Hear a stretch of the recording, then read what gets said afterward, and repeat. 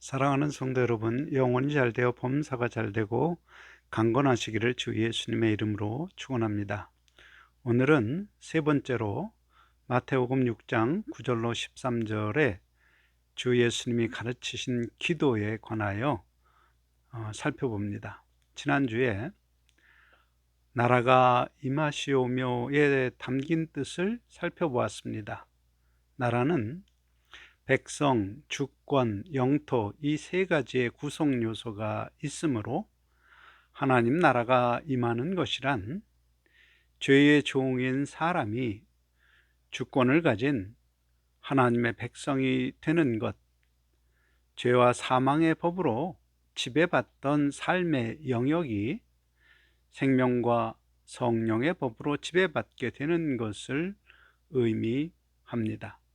문제는 하나님 나라가 임하는 일이 사탄과의 영적 전투이며, 그러한 영적 전투는 사람의 의지로 승리할 수 없고 오직 전능하신 하나님의 능력과 권세를 힘입어 이길 수 있기 때문에 주 예수님께서 하늘에 전능하신 하나님 아버지께 하나님 나라가 이 세상에 또 내 삶에 임함을 위하여 구할 것을 구하고 제할 것을 제해 달라는 기도를 하라 가르치신 것입니다.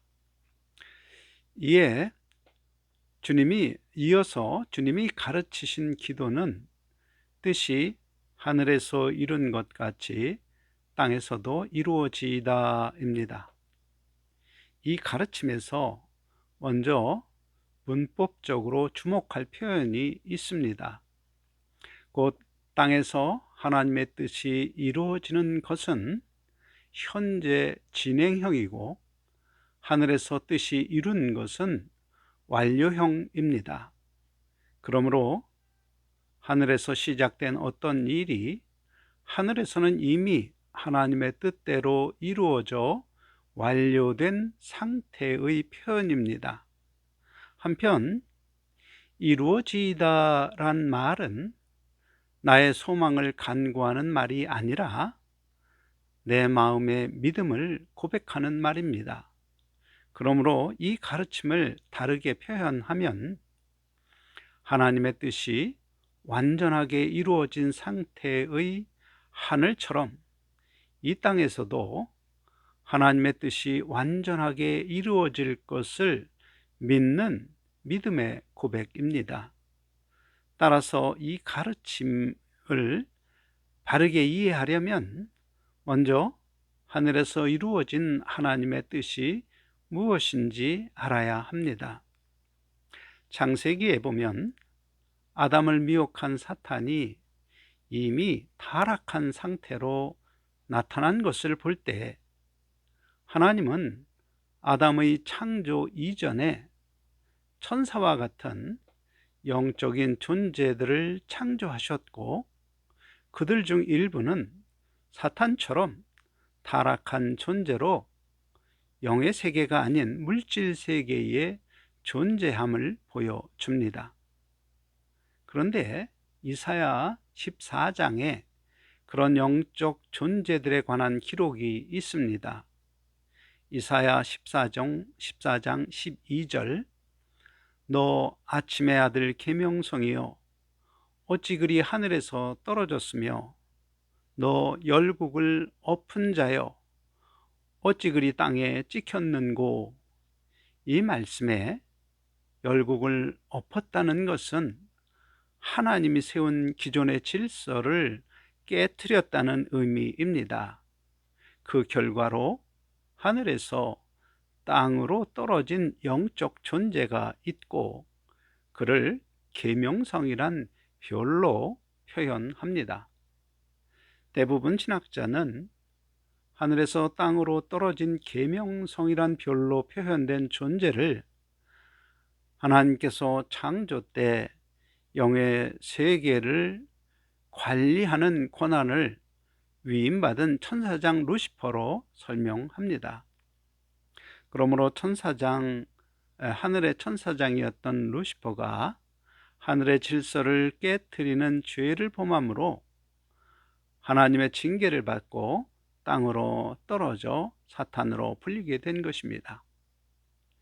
그리고 이어지는 말씀 이사야 14장 13절, 네가 내 마음에 이르기를 내가 하늘에 올라 하나님의 뭇별 위에 내 자리를 높이리라. 내가 북극 지폐의 산 위에 앉으리라.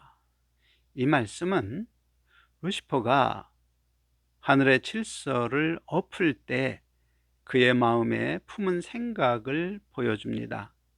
곧 하나님이 정해준 자기 위치를 떠나서 하나님의 뭇별, 곧 하나님이 창조하신 천군 천사와 같은 영적 존재들 위에 높은 자리에 앉으려 한 것입니다.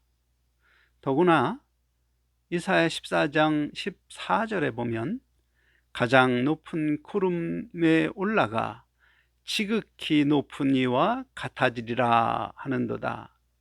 이 말씀에 그는 지극히 높으시니 곧 창조주 하나님처럼 되려는 마음을 가지고 있었다고 진술합니다. 이 이사야의 진술을 요약하면 루시퍼는 영적 존재들을 다스리며 지극히 높으신 분 하나님처럼 되려는 마음으로 자기의 자리를 떠나 하나님이 세운 기존의 질서를 엎어버린 것입니다. 그 결과로 영의 세계가 혼돈과 어둠 가운데 쌓이고 그 악이 드러나서 하나님의 징계를 받아 하늘이 상징하는 영의 세계에서 땅이 상징하는 물질계로 쫓겨나게 되었음을 진술하는 말씀입니다. 이 말씀을 묵상하면 태초에 하나님이 창조하신 하늘과 땅, 곧 영의 세계와 물질 세계는 모두 하나님의 뜻에 따라서 다스려지는 아름다운 창조 세계이었습니다. 그러나 천사장 루시퍼가 천군 천사들 위에 앉아 다스리며 하나님처럼 되려는 마음으로 태초의 창조 세계의 질서를 엎어서 빛이신 하나님의 섭리를 가려버림으로 어둠과 혼란 속으로 창조 세계가 빠지게 된 상태가 되었음을 창세기 1장 2절 땅이 혼돈하고 공허하며 흑암이 깊음 위에 있고 이 말씀이 보여줍니다. 그리고 창세기 1장 3절 하나님이 이르시되 빛이 있으라 하시니 빛이 있었고 이 말씀에 표현된 빛은 해가 나중에 만들어지는 것을 생각할 때 햇빛처럼 물리적인 빛이 아닙니다. 그 빛은 고린도후서 4장 6절 어두운 데서 빛이라 말씀하시던 그 하나님께서 예수 그리스도의 얼굴에 있는 하나님의 영광을 아는 빛을 우리 마음에 비추셨느니라. 이 말씀에서 알 수 있습니다. 곧 하나님이 있으라 하신 빛은 하나님의 영광을 아는 빛입니다. 그러므로 하나님의 영광을 가린 사탄의 거역으로 혼돈과 공허와 흑암에 쌓인 창조 세계에서 그리스도의 빛이 비춤으로 타락한 천사장 루시퍼와 그를 따르던 천사들이 하늘에서 쫓겨나고 또 영의 세계는 하나님의 영광을 알고 순종함으로 창조 질서가 회복되어 하나님을 가리고 의심하게 하는 사탄의 모든 죄의 흔적도 사라지게 되었습니다. 곧 모든 영적 존재들에게 거역의 죄가 완전히 제거되었고 온전한 상태가 되었습니다. 그러므로 하늘이 상징하는 영의 세계에서는 이미 하나님의 뜻이 완전히 이루어졌으므로 완료형으로 표현하셨습니다. 그리고 하늘에서와 같이 땅에서도 이루어지는 하나님의 뜻은 요한복음 6장 40절, 내 아버지의 뜻은 아들을 보고 믿는 자마다 영생을 얻는 이것이니 마지막 날에 내가 이를 다시 살리리라, 이 말씀에 나타납니다.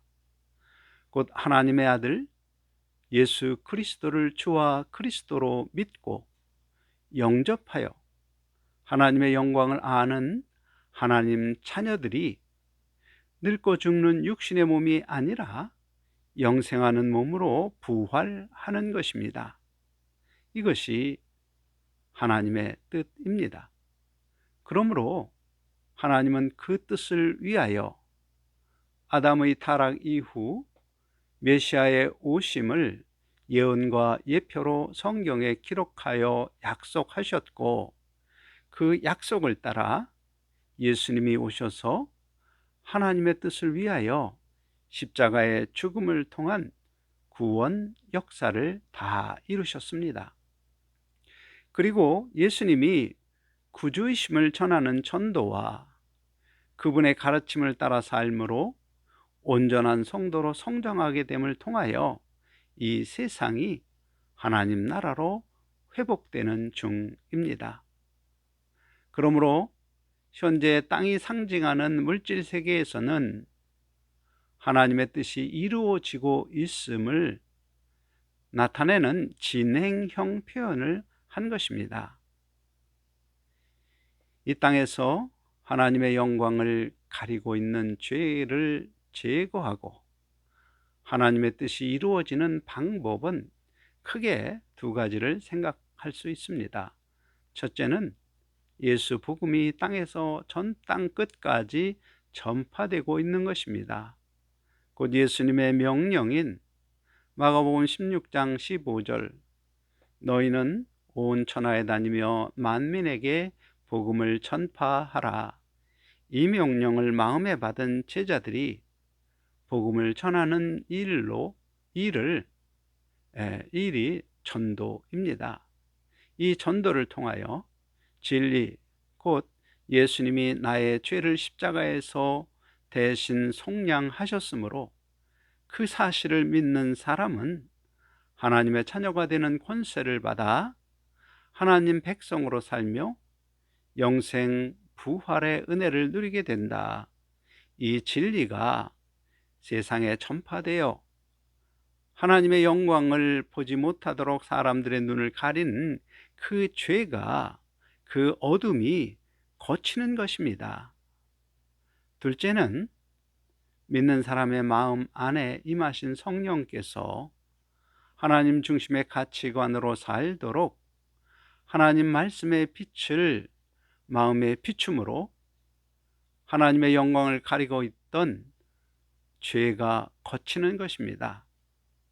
스스로 자기를 하나님처럼 지혜롭고 의롭고 선하게 여기는 교만의 죄가 사라지는 성도는 점점 겸손하고 온유한 하나님의 거룩한 성품으로 변화됩니다. 곧 하나님의 뜻이 이루어지고 있는 것입니다. 그리고 그와 같이 하나님의 뜻이 이루어지는 결말은 하나님 보시기에 땅 끝까지 예수 복음이 전파되고, 또한 하나님이 바라시는 온전한 성도의 숫자가 차게 되면 예수 그리스도께서 다시 이 땅에 심판의 주로 오셔서 심판하실 것입니다. 마태복음 25장 41절, 또 왼편에 있는 자들에게 이르시되 저주를 받은 자들아 나를 떠나 마귀와 그 사자들을 위하여 예비된 영원한 불에 들어가라.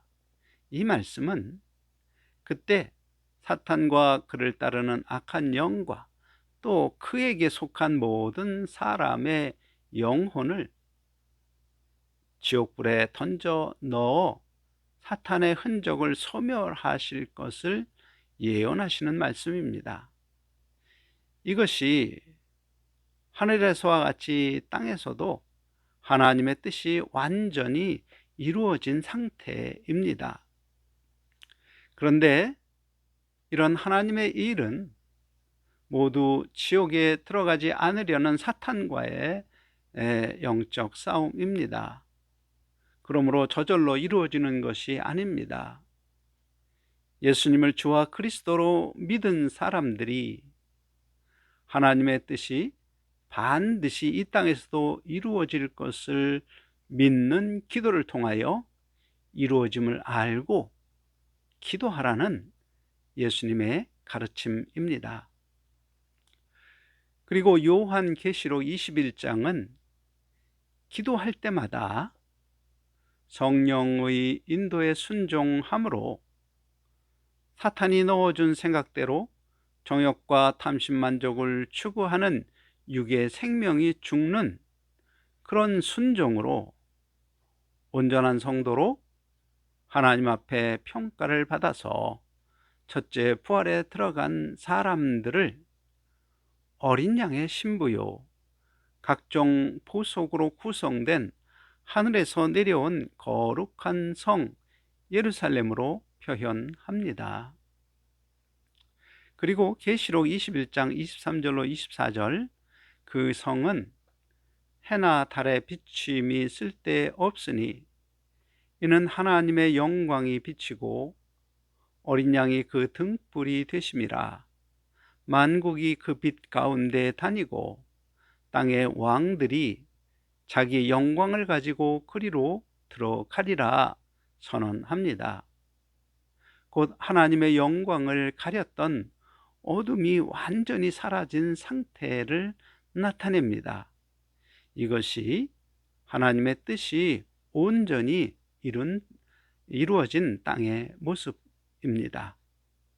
그러므로 뜻이 하늘에서 이룬 것 같이 땅에서도 이루어지이다, 이 신앙 고백을 하는 성도의 마음이 진실되려면 반드시 그 마음에 하나님의 뜻이 온전히 이루은 상태일 때 어린 양의 신부로 인정받는 온전한 성도로 첫째 부활에 들어가기를 소망하는 그 소망이 있어야 합니다.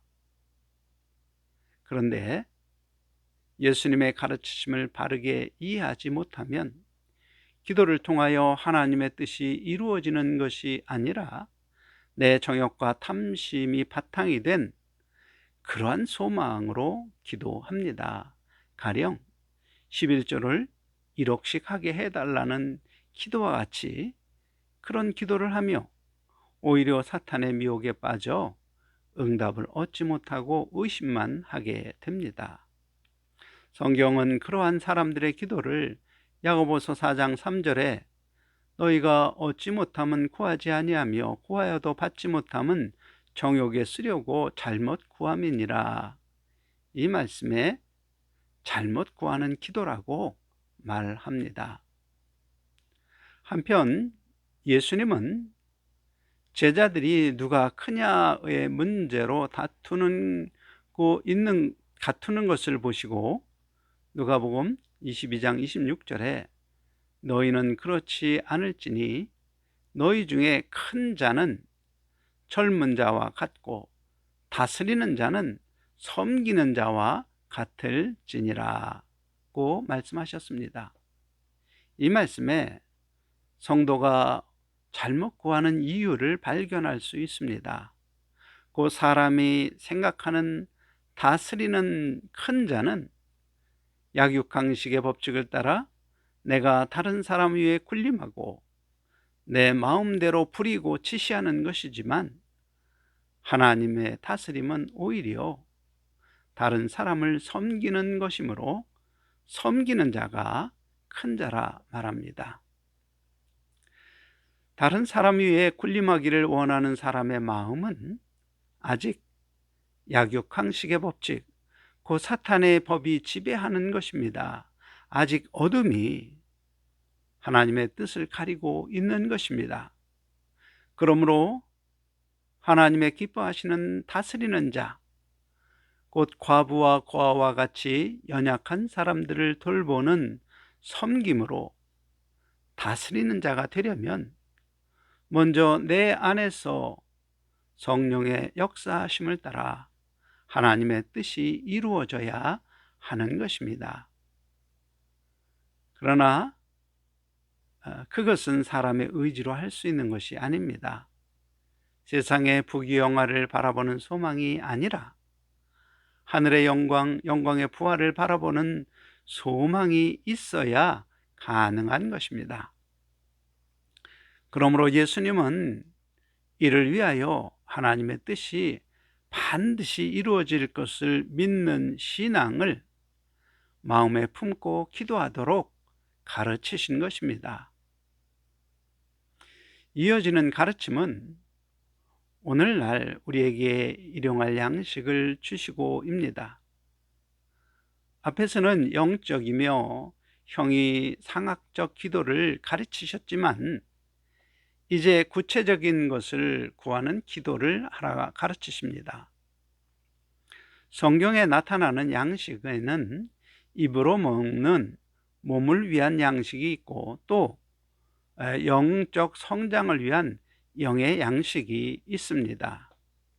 몸을 위한 양식을 매일 먹어야 하듯 영의 양식 또한 매일 먹어야 합니다. 몸의 양식은 음식이고 영의 양식은 하나님 말씀입니다. 요한복음 6장 63절 살리는 것은 영이니 육은 무익하니라. 내가 너희에게 이르는 말은 영이요 생명이라. 이 말씀을 기준으로 볼 때 예수님은 매일매일 영의 양식을 구하는 기도를 하라 하신 것입니다. 왜 매일 기도하라고 하셨을까요? 하나님의 이름을 거룩하게 하고 또 나라가 임하는 일, 나를 향하신 하나님의 뜻이 이루어지는 그 모든 하나님의 일에 기초가 되는 것이 바로 영의 양식인 하나님 말씀이기 때문입니다. 그러므로 하나님께서 매일 기도할 때 나를 만나서 필요한 영의 양식을 주시려는 약속입니다. 생각해 보세요. 혹시 여러분 중에 싫어하는 사람과 매일 만나자고 하시는 분이 있습니까? 아니지요. 사랑하는 사람과 매일 만나고 함께 있기를 원합니다. 그러므로 일용할 양식을 구하라 하신 하나님은 나를 사랑하시고 기뻐하시며 하나님 나라와 의를 구하는 나의 기도를 듣고 응답하며 이루시겠다는 약속을 하신 것입니다. 사랑하는 성도 여러분, 주 예수님이 지금 가르치신 것은 기도입니다. 기도는 나의 마음에 품은 소망을 하나님께 아뢰어서 하나님이 그 소망을 이루실 것을 믿는 마음으로 하는 것입니다. 또한 기도는 내가 할 수 없는 일이기 때문에 아버지 하나님께서 그 일이 이루어질 수 있도록 나의 행사를 의뢰하는 것입니다. 그러므로 내 지혜와 내 생각은 기도를 방해할 뿐만 아니라 내 소망을 하나님이 이루시도록 하는데도 방해가 될 뿐입니다. 그러므로 기도 생활의 원칙은 나 자신의 지혜와 내 경험으로 형성된 나의 가치관을 신뢰하지 않는 것입니다. 내가 할 수 없음을 깨닫고 하나님께 의뢰하는 삶의 시작이 바로 기도입니다. 다만 하나님은 독생자 예수의 십자가의 핏값으로 산 우리가 주 예수님의 약속대로 마지막 날에 갚아주실 상급이 가득하여 영광의 부활로 나와 그리스도의 신부가 되기를 원합니다. 그런 하나님의 뜻에 합당한 기도만이 응답을 받고 이루시며 심판의 부활로 나오는 정욕과 탐심만족을 구하는 기도는 하나님이 침묵하십니다. 그러므로 하나님의 침묵 또한 응답입니다. 주 예수님이 가르친 기도의 의미를 바르게 깨닫고 하나님의 뜻에 합당한 것을 구할 줄 아는 성도 여러분과 제가 될 수 있기를 주 예수님의 이름으로 간절히 축원합니다. 아멘.